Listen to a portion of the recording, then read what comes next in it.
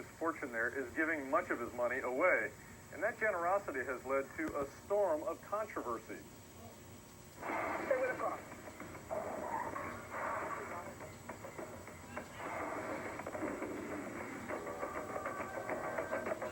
Our appreciation to you for this gift.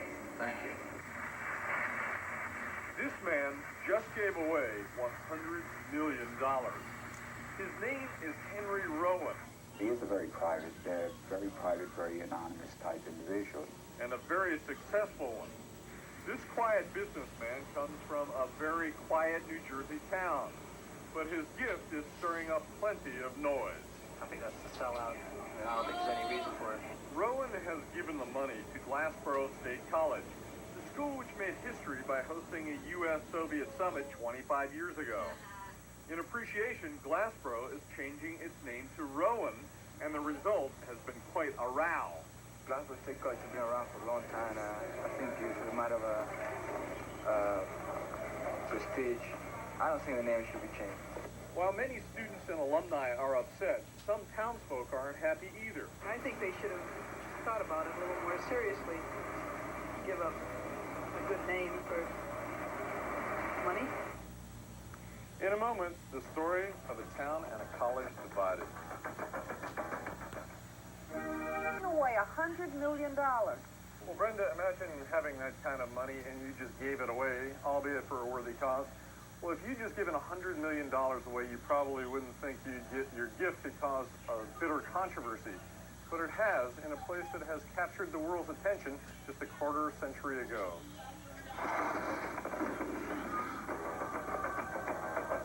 I was glad to meet with Chairman Kosygin this morning.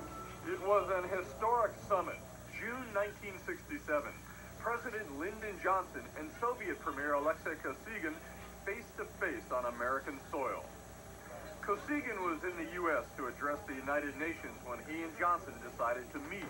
The site was chosen, midway between New York City and Washington, D.C., a small New Jersey college few had ever even heard of. Glassboro was the right place at the right time, and its name went down in history. We have made further progress in an effort to improve our understanding of each other's thinking. Now, 25 years later, Glassboro is making headlines once again. It's my hope that a gift of this type can have a great effect on the area and the people in the area. This man, Henry Rowan, is giving Glassboro $100 million. It's the largest individual gift ever to a public college or university. Glassboro President Herman James agrees the impact will be enormous. It's going to transform this college and move it to a different level, completely different in concept than what a traditional state college has been. Henry Rowan is an engineer, and that's where most of his money will be funneled to start a new school of engineering here. Needless to say, school trustees were elated to receive such an extraordinary gift. And to show their gratitude, they did something extraordinary as well. They decided to remove the name Glassboro and rename this Rowan College. And around here, one small word has never sparked such a heated debate. They should have given him a building for himself, the engineering building, because the name, they still should have the Glassboro tradition. Every time you mention the school you graduated from, you have to give a misnomer and go, you remember Glassboro State, now it's Rowan. Well, if I get a degree, we don't care what they call it. On my resume now I can put I went to 2 colleges. And make the trip to Glassboro College store. In the bookstore, where there's been a run on Glassboro items and shelves are bare, opinion is divided as well. $100 million, I changed my name. I think our school sold out. And I think what they should have done is just name the new building after the guy, not the whole school. Craig Thompson is one of many alumni upset by the name change. One 1982 alumnus has actually sued to stop the change. Sandy Maxwell is the Alumni Association president. I really feel that it's an emotional issue with them. I think that they felt that this was their family, this was their home away from home. They met so many friends here. They got their background here, and I guess they feel that the name should remain. Glassboro itself, the borough council, is fighting the name change, and the issue is the talk of the town. They should keep Glassboro's name on, but it's been Glassboro for who knows how long, and I just don't think they should change it. I think it's a great idea. I think he should be honored in some way. Rowan is giving the money despite no ties to Glassboro. He was born in Virginia, attended MIT, and was raised in North Jersey.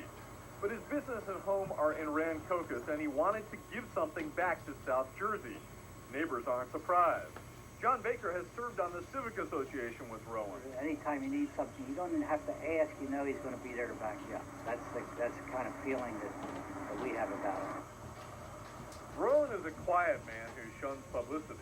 He lives here in a home secluded from view. He declined to be interviewed for this story. Rowan made his fortune through his company Inductotherm, making industrial furnaces. Nobody's sure how much his fortune is worth, but even though he was rich enough to give away $100 million, Rowan was not wealthy enough to make the prestigious Forbes 400 list. Forbes senior editor Harry Seneker.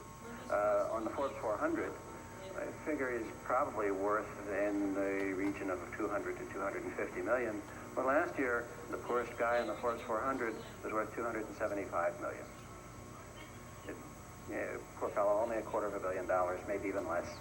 Still, that kind of money was more than enough for Glassboro to identify Rowan as a potential corporate donor and ask him for $10 million for a new library. Rowan, it would turn out, had even bigger plans. College president Herman James was shocked, to say the least, when he got the news from development director Phil Taminia. Phil called me. He said, "Herman, are you sitting down?" I said, "Yeah." He said, "Well, you better be sitting down." I said, "Okay." "What is it?" So he said, "I just finished meeting with Hank, and what he would like to do is give us $100 million. I mean, I almost fell out of my chair. And that $100 million will go a long way to helping attract a whole new breed of students.